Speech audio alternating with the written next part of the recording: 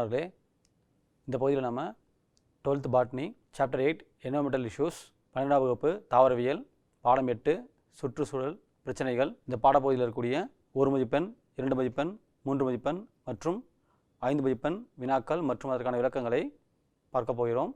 சென்ற பகுதியின் தொடர்ச்சியாக இந்த பகுதியில் மேலும் நாம் சில வினாக்களை காணவிருக்கிறோம். ஃபர்ஸ்ட் 1 mark questions, 1 மதிப்பெண் வினாக்கள். First question, depletion of which gas in the atmosphere can lead to an increased incidence of skin cancer? Options are ammonia, methane, nitrous oxide, ozone. தோல் புற்றுநோயை அதிகரிக்கும் நிகழ்வு எந்த வளிமண்டல வாயு குறைவு காரணமாக ஏற்படுகிறது? Ammonia, methane, nitrous oxide, ozone. இதுக்கான ஆன்சர் பார்த்தீங்கன்னா ஆப்ஷன் டி ஓசோன். விடை வந்து ozone. Next question, one of the chief reasons among the following for the depletion in the number of species making endangered is? Options are over hunting and poaching, greenhouse effect, competition and predation, habitat destruction. கீழ்கண்டவற்றில் எது உயிரினங்களின் எண்ணிக்கையை குறைப்பதன் மூலம் அச்சுறுத்தும் சிற்றினங்கள் உண்டாவதற்கு முக்கிய காரணமாக கருதப்படுகிறது? அதிகப்படியான வேட்டையாடுதல் மற்றும் அத்துமீறல்கள், பசுமையில்லை விளைவு, போட்டியிடுதல் மற்றும் கொன்று உண்ணுதல், வாழிட அழிவு. இதற்கான ஆன்சர் வந்து ஆப்ஷன் டி ஹேபிடேட் டெஸ்ட்ரக்ஷன். விடையானது வாழிட அழிவு. அடுத்த கேள்வி, next question, which creates a breeding habitat for disease causing mosquitoes? Options are Parthenium hysterophorus, Prosopis juliflora, Lantana camara, Eichhornia crassipes. நோயை உருவாக்கும் கொசுக்களின் இனப்பெருக்கம் செய்யும் உறைவிடமாக எந்த தாவரம் உள்ளது? Parthenium hysterophorus, Prosopis juliflora, Lantana camara, Eichhornia crassipes. இதுக்கான எக்ஸ்பிளேஷன் பார்ப்போம். Eichhornia crassipes creates a breeding habitat for disease causing mosquitoes, particularly Anopheles and snails, with its free floating dense roots and semi submerged leaves.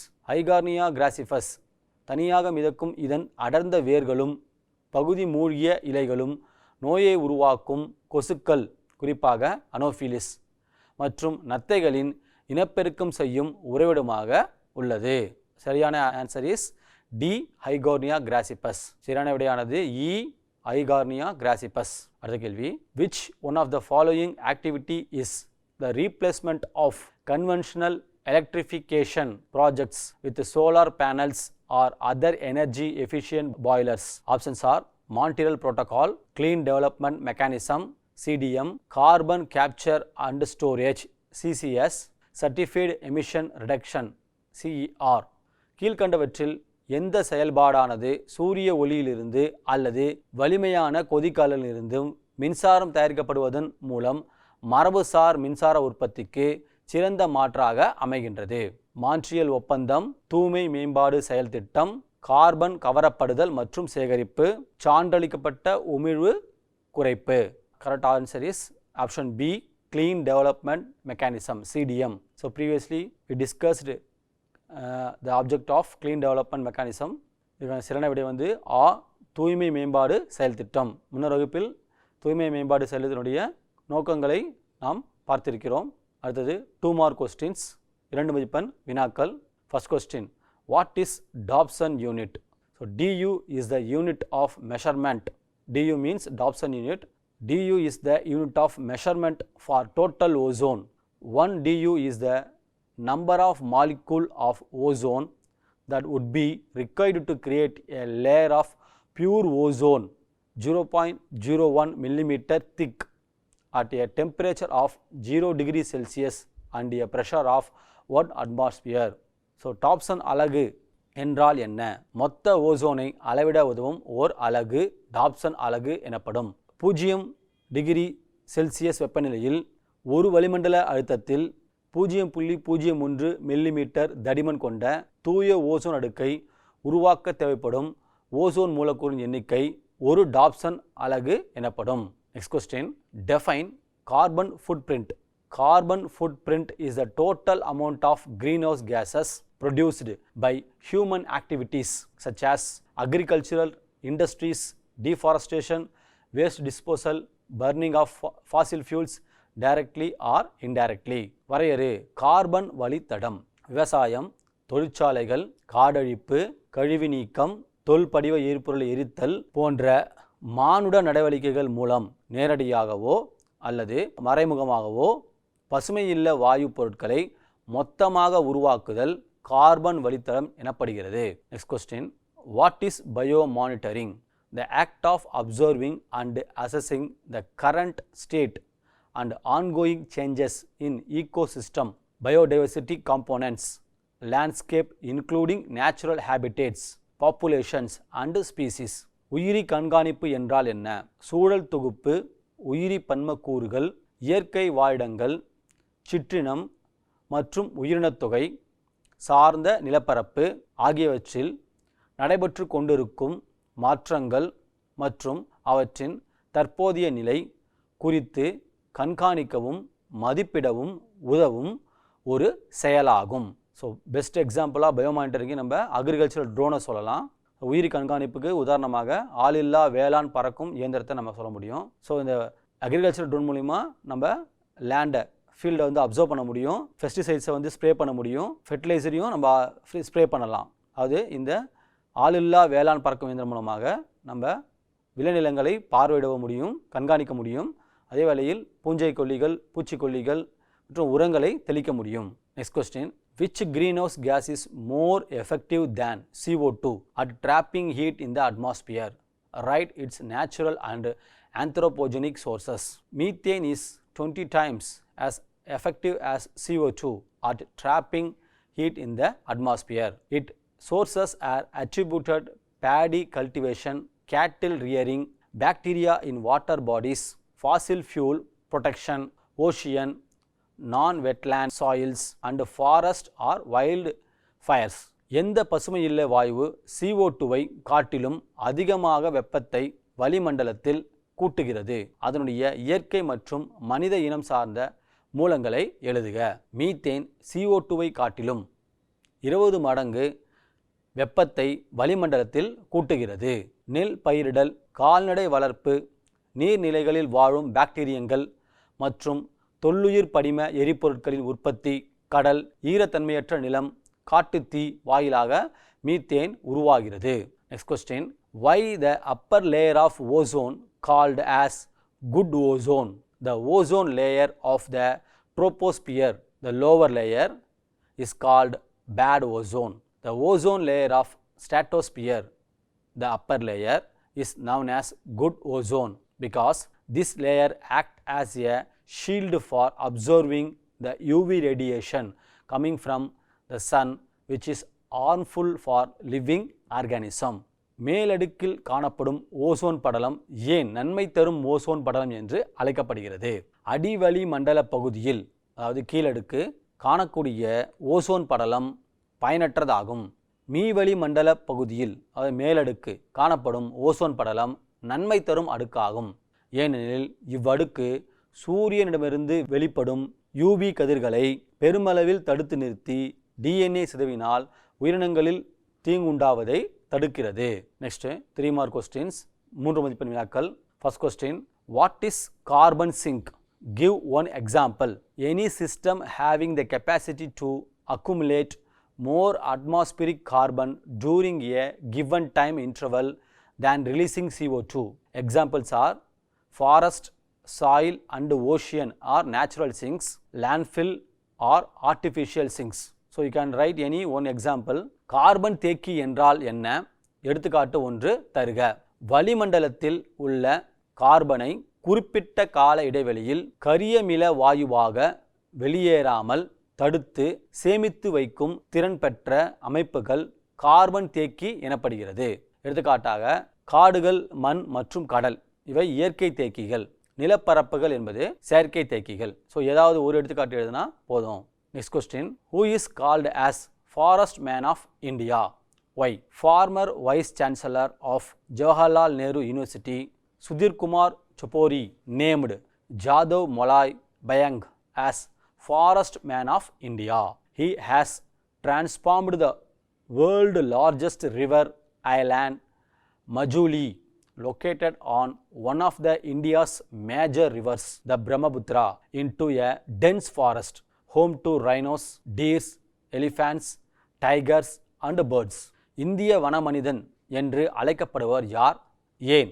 Jawaharlal Nehru பல்கலைக்கழகத்தின் முன்னாள் துணைவேந்தர் சுதிர்குமார் சொப்போரி என்பவரால் ஜாதவ் மொலாய் பயங் இந்திய வனமனிதன் என்று அழைக்கப்பட்டார்.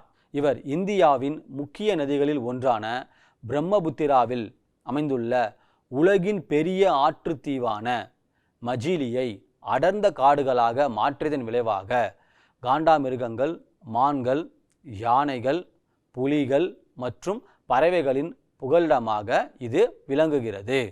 Next question, what is invasive plant species or what is invasive species? So question எப்படின்னா கேட்கலாம், a non-native species to the ecosystem or country under consideration that spreads naturally, interferes with the biology and existence of native species, poses a serious threat to the ecosystem and causes economic loss.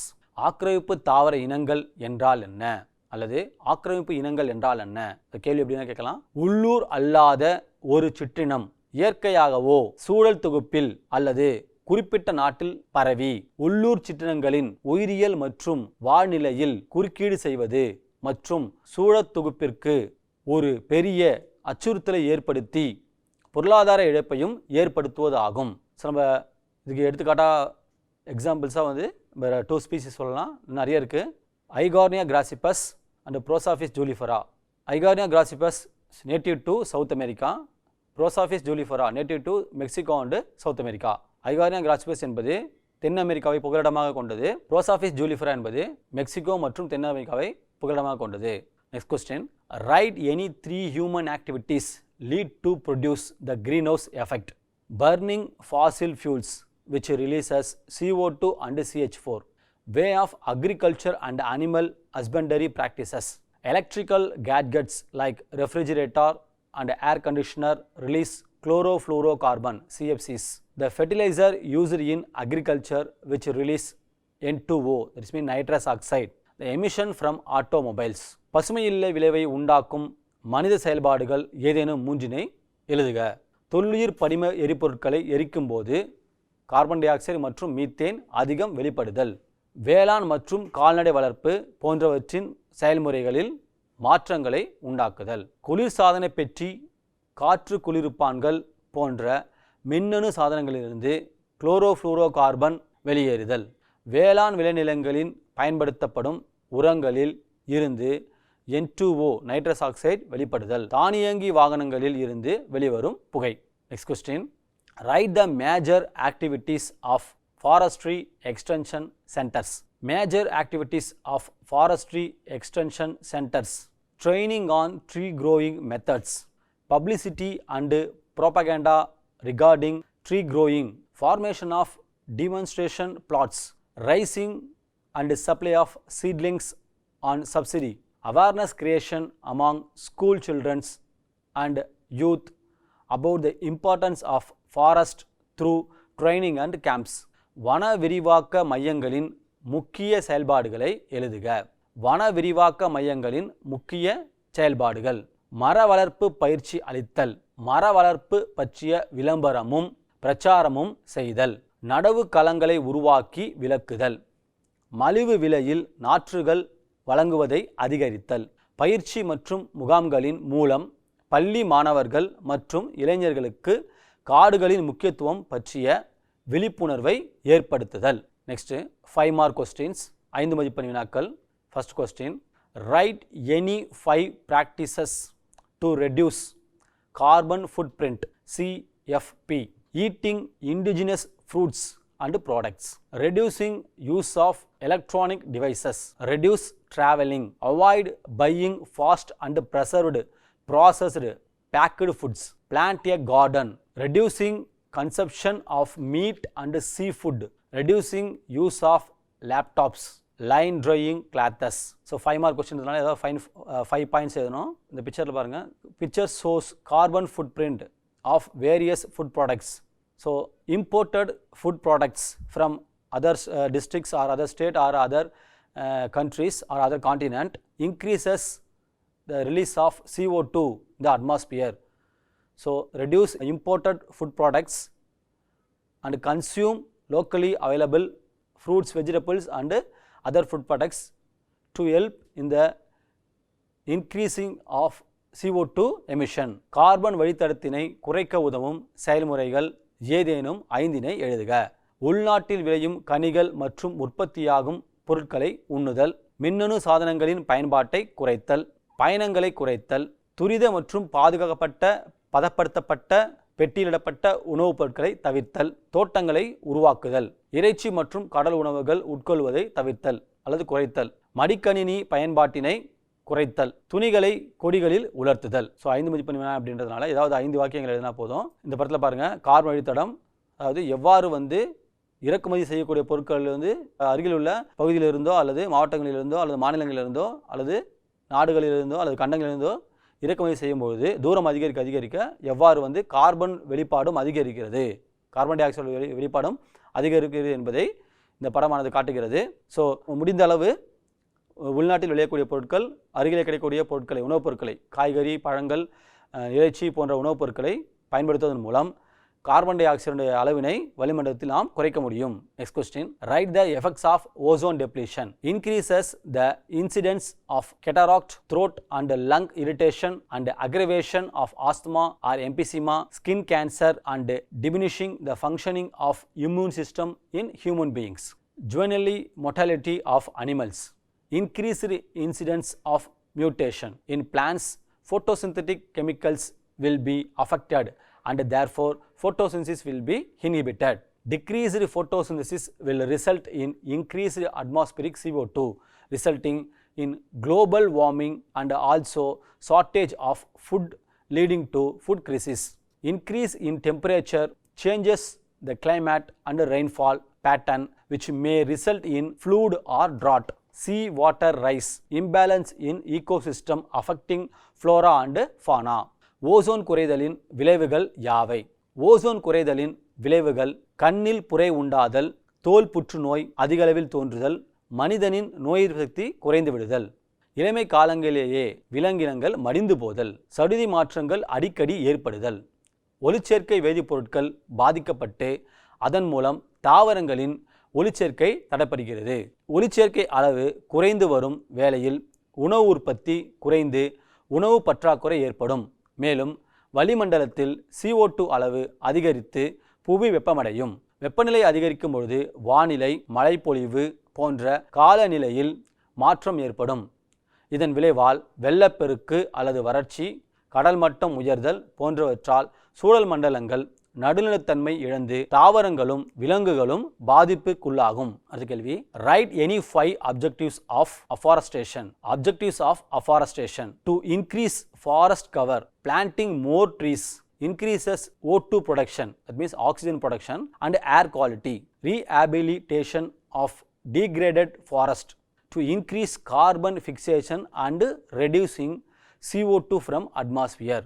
Raising bamboo plantation, mixed plantation of minor forest produce and medicinal plants, regeneration of indigenous herbs or shrubs, awareness creation, monitoring and evaluation to increase the level and availability of water, table or groundwater, to reduce nitrogen leaching in soil and nitrogen contamination of drinking water, nature aided artificial regeneration. புதிய காடு வளர்ப்பின் நோக்கங்களில் ஏதேனும் 5 எழுதுக. புதிய காடு வளர்ப்பின் நோக்கங்கள்: காடுகளின் பரப்பளவை அதிகரித்தல், அதிக மரங்களை நடவு செய்தல், ஆக்சிஜன் உற்பத்தியை அதிகரித்தல் மற்றும் காற்றின் தரத்தை உயர்த்துதல், வளம் குன்றிய காடுகளை புனரமைப்பதனால் கார்பன் நிலைநிறுத்துதலை அதிகரித்தல் மற்றும் வளிமண்டல கார்பன் டை ஆக்சைடை குறைத்தல், மூங்கில் தோட்டங்களை வளர்த்தல், சிறிய வனவள பொருட்கள் உற்பத்தி மற்றும் மருத்துவ தாவரங்களை நடவு செய்தல், உள்ளூர் சிறு செடி அல்லது புதச்செடிகளை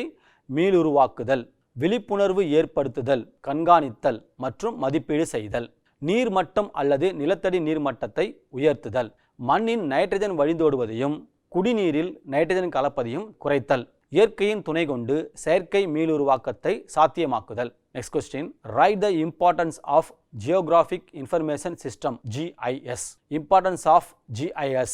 Environmental Impact Assessment. Disaster Management. Zonation of landslide hazards. Determination of land cover and land use.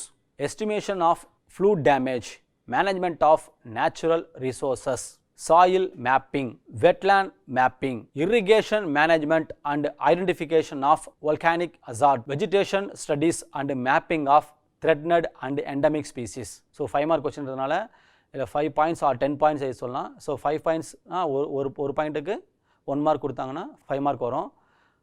அதுவே 10 points கேட்டாங்கன்னா each point getting half mark. So totally 5 marks. புவியியல் சார் தகவல் அமைப்புகளின் முக்கியத்துவங்களை எழுதுக. புவியியல் சார் தகவல் அமைப்புகளின் முக்கியத்துவங்கள். சூழல் தாக்க மதிப்பீடு, இயற்கை சீற்றம் மேலாண்மை, நிலச்சரிவு அபாயங்களை வரையறுக்க, நிலப்பரப்பு மற்றும் பயன்பாடு தீர்மானிக்க, வெள்ள அபாய பாதிப்புகளை மதிப்பிட, இயற்கை வளங்களை மேலாண்மை செய்ய, மண் வரைபடம் உருவாக்க, ஈரநில வரைபட தயாரிப்பு, நீர் பாசன மேலாண்மை மற்றும் எரிமலை அபாயங்களை கண்டறிய, அச்சுறுத்தலுக்குட்பட்ட மற்றும் இடவரை சிற்றினங்கள் போன்ற தாவர கூட்டங்களின் ஆய்வு மற்றும் வரைபடம் தயாரிக்கவும் பயன்படுகிறது. Next question. What is deforestation and write its causes. So இது 5 மார்க் கொஸ்டின்றதுனால டெஃபினேஷனுக்கு 1 மார்க்கும், காசஸ்க்கு எனி 4 காசஸ்க்கு 4 மார்க் கொடுப்பாங்க. So totally 5 mark. ஸோ இப்போ டெஃபினேஷன் பார்ப்போம். The conversion of forested area into a non forested area is known as deforestation. So அந்த டெஃபினேஷன் மட்டும் எதனா போதும். ஸோ இதுக்கு 1 மார்க்கு. நெக்ஸ்ட்டு காசஸ் பார்ப்போம். So causes of deforestation. First point, the conversion of forested into agricultural plantation and livestock ranching is a major cause of deforestation. So livestock ranching அப்படின்னு சொல்லும்போது அவருடைய கால்நடைகளை வளர்க்கக்கூடிய பண்ணைகள், அது இடங்கள். Next point, logging for timber. So இதில் timber cut by industries. So timber இண்டஸ்ட்ரீஸை வந்து இது குறிக்குது. Third point, developmental activities like road construction, electric tower lines and dams. Last point, overpopulation, industrialization, urbanization and increased global needs. So இந்த நம்ம 4 causes எழுதணும் அப்படின்னு சொன்னால் each causes getting 1 mark. So totally you got 4 mark for causes. So definition get 1 mark and totally 5 mark. காடழிப்பு என்றால் என்ன, அதற்கான காரணங்களை எழுதுக. ஸோ அதுக்கான வரையறையை பார்ப்போம். ஸோ அது 5 மதிப்பெண்கள்ன்ற மாதிரி வரையறைக்கு 1 மதிப்பெண்களும், காரணங்கள் ஏதாவது 4 காரணங்கள் எழுதும்போது நமக்கு 4 மதிப்பெண்களும், ஸோ மொத்தமாக 5 மதிப்பெண்களும் கிடைக்கும். ஸோ வரையறை, காடுள்ள பகுதிகளை காடற்ற பகுதிகளாக மாற்றப்படுவதற்கு காடழிப்பு என்று பெயர். ஸோ காடழிப்புக்கான காரணங்களில் முதல் காரணம் பார்ப்போம். காடுகள் விவசாய தோட்டங்கள் மற்றும் கால்நடை வளர்ப்பு நிலங்களாக மாற்றப்படுதல் ஆகியன முக்கியமான காடழிப்பிற்கான காரணங்களாகும். ஸோ காடழிப்பில் முக்கியமான காரணங்கள் பார்த்திங்க அப்படின்னா விவசாயம் செய்வதற்காகவும் கால்நடைகளை வளர்க்கறதுக்காகவும் நம்ம காடுகளை அழிக்கிறது தான் முக்கியமான காரணமாக சொல்கிறோம். அடுத்து, மரத்துண்டுகளுக்காக வெட்டுதல். ஸோ முதல்ல சொன்னோம் இல்லையா, வுட் இண்டஸ்ட்ரீஸு, மரத்தொழிற்சாலைகளுக்காக நம்ம மரங்களை வந்து அதிகளுக்கு வெட்டுறோம். இது வந்து 2வது காரணம் காடழிப்புக்கான. அடுத்தது, சாலை மேம்பாடு, மின் கோபுரம் அமைத்தல் மற்றும் அணை கட்டுதல் போன்ற மேம்பாடு நடவடிக்கைகளுக்காக அழித்தல். ஸோ ரோடை வந்து எக்ஸ்டெண்ட் பண்ணுறோம், சாலையில் விரிவாக்குறோம் அப்படின்னு சொன்னால் அதுக்காகவும், ஏதாவது மின் கோபுரங்கள் அமைக்கிறோம் அப்படின்னா, இல்லை டேம் கட்டுறோம், கன்ஸ்ட்ரக்ஷன் பண்ணுறோம் அப்படின்னா அதுக்காகவும் என்ன செய்கிறோம், ஃபாரஸ்ட் ஏரியாவை அழிக்கிறோம், டெஸ்ட்ராய் பண்ணுறோம். லாஸ்ட் பாயிண்ட்டு, மக்கள் தொகை அதிகரிப்பு, தொழில்மயமாக்கம், நகரமயமாக்கல் மற்றும் அதிகரித்து வரும் உலகளாவிய தேவைகளுக்காக காடுகளை அழித்தல். ஸோ நீட்ஸ்க்காக, மக்களுடைய தேவைகளுக்காக தான் நம்ம என்ன செய்கிறோம், அப்படியே காடுகளை அழிச்சிக்கிட்டே போகிறோம். ஸோ மக்கள் தொகை அதிகரிக்க நகரமயமாதல் அப்படின்றது மூலியமாக காடுகள் வந்து மேலும் அழிக்கப்படுகிறது. Next question, explain carbon capture and storage, CCS. Previous செஷனில் வந்து நம்ம சிசிஎஸ் பற்றி, அதாவது கார்பன் ஸ்டோரேஜ் அண்ட் கேப்சர் பற்றி பார்த்துருப்போம். இப்போ எக்ஸ்ப்ளனேஷன் கேட்குறாங்க. ஸோ 5 மார்க் கொஸ்டின் எதுனா ஏதாவது நம்ம 5 பாயிண்ட் எழுதணும். So each point getting 1 mark means totally you got 5 mark. So first point பார்ப்போம். Carbon capture and storage is a technology of capturing carbon dioxide and injects it deep into the underground rocks to a depth of 1 kilometer or more. So அண்டர்கிரவுண்டில் 1 kilometer or more டெப்த்தில் நம்ம கார்பனை capture பண்ணி அதை store பண்ணுறது தான் இதோட technology. Next point, it is an approach to mitigate global warming by capturing CO2 from large point sources such as industries and power plants and subsequently storing it instead of releasing it into the atmosphere. So the carbon capturing and storage அப்படின்றது the long term process. So atmospheric carbon டை ஆக்சைடை capture பண்ணி நம்ம global warming reduce பண்ணுறதுக்காக அதை store பண்ணுறோம். Next point, various safe sites have been selected for permanent storage in various deep geological formations, liquid storage in the ocean and solid storage by reduction of CO2 with metal oxide to produce stable carbonates. Last point, it is also known as geological sequestration, which involves injecting CO2 directly into the underground geological formations. விளக்குக carbon கவரப்படுதல் மற்றும் சேமிப்பு. இது 5 மதிப்பெண் வினா அப்படின்றதுனால நம்ம ஏதாவது 5 வாக்கியங்கள் எழுதணும். ஸோ ஒவ்வொரு வாக்கியத்துக்கும் 1 மதிப்பெண்கள் வீதம், மொத்தமாக 5 மதிப்பெண்கள் கிடைக்கும். கார்பன் கவரப்படுதல் மற்றும் சேமிப்பு என்பது வளிமண்டலத்தின் கார்பன் டை ஆக்சைடை உயிர் தொழில்நுட்பம் மூலமாக கைப்பற்றி 1 கிலோமீட்டர் அல்லது அதற்கு கீழான ஆழத்தில் உள்ள நிலத்தடி பாறைகளுக்கு இடையே உட்செலுத்தி சேமிக்கும் முறையாகும். நீட் போன்ற போட்டித் தேர்வுகளிலிருந்து கேள்விகள் வரலாம், கொஸ்டின்ஸ் கேட்டிருந்தாங்க ப்ரீவியஸ் இயரில். ஸோ இது நல்லா இம்பார்ட்டன்ஸ் கொடுத்து படிக்கணும். செகண்ட் பாயிண்ட், பெரும் மூலங்களான தொழிற்சாலைகள் மற்றும் மின் ஆலைகளிலிருந்து வெளியேற்றப்படும் கார்பன் டை ஆக்சைடு வளிமண்டலத்திற்கு விடாமல் இறுதியாக சேமித்தல் மூலம் புவி வெப்பமடைதலை மட்டுப்படுத்தும் ஓர் அணுகுமுறையாகும். தேர்ட் பாயிண்ட்டு, பல்வேறு ஆழ்ந்த புவியியல் அமைப்புகளில் நிலைத்த சேமிப்பிற்காக பல பாதுகாக்கப்பட வேண்டிய இடங்கள் இதற்காக தேர்வு செய்யப்பட்டுள்ளன. பெருங்கடலில் திரவ சேமிப்பாகவும் உலோக ஆக்சைடை பயன்படுத்தி கார்பன் டை ஆக்சைடை குறைத்தல் மூலம் திடமான கார்பனேட்டாக மாற்றி உலர் அல்லது திட சேமிப்பாக சேமித்து வைக்கப்படுகிறது. இது புவியியல் சேகரிப்பு என்றும் அறியப்படுகிறது மற்றும் நிலத்தடி புவியியல் அமைப்புகளில் கார்பன் டை ஆக்சைடை நேரடியாக உட்செலுத்துதலை உள்ளடக்கிய முறையாகும். இப்பகுதியில் நாம் சுற்றுச்சூழல் பிரச்சனைகள் என்விரான்மெண்டல் இஷ்யூஸ் என்ற பாடத்திலிருந்து 1 மதிப்பெண், 2 மதிப்பெண், 3 மதிப்பெண் மற்றும் 5 மதிப்பெண் வினாக்களில் முக்கியமான வினாக்களும் அதற்கான விளக்கங்களையும் கற்றறிந்தோம். இந்த வாய்ப்பினை பயன்படுத்தி தேர்விலே நன்றாக படித்து எழுதி நல்ல மதிப்பெண்கள் பெற அனைவரையும் கல்வி தொலைக்காட்சியின் சார்பாக வாழ்த்துகிறேன்.